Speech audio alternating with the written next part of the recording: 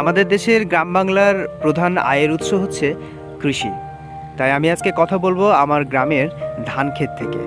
ঠিক দেখুন, আমার বাম পাশের ধান ক্ষেতগুলো কেবল সবুজ হয়ে উঠেছে, আর ডান পাশের ধান ক্ষেত থেকে কৃষক ভাইরা অলরেডি ধান কাটা শুরু করেছে। তাই আমি শুনে নিব কৃষক ভাইয়ের মুখ থেকে এই ধানের জাতগুলো নিয়ে।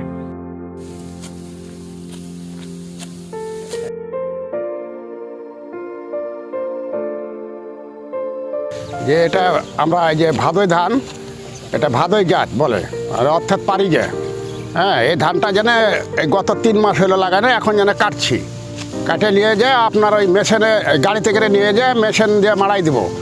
সেটা হচ্ছে যে পারি আপনার ওই কাঁড়ি ধান, কাঁড়ি, সেটা পোয়াল না, সেটা কাঁড়ি। আর পার্শ্বেকার ওটা আপনার হেমত, ওটা 11 ধান, ওটা কাটা পড়বে আপনার সামনে আগুন মাসে।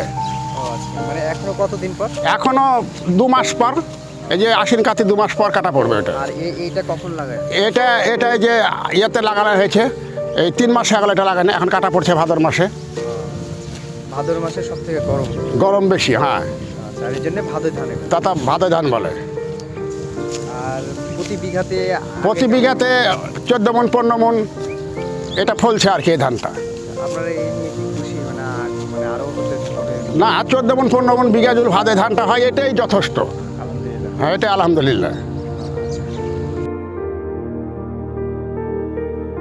আর এভাবেই চলছে আমার গ্রামের কৃষক ভাইদের আবাদি জমিতে ধান চাষের কার্যক্রম। কোনো জায়গায় দেখছি ধান কেটে ঘরে তুলছে, আবার কোনো জায়গায় ধান কেবল ঘন সবুজে আবৃত হয়েছে।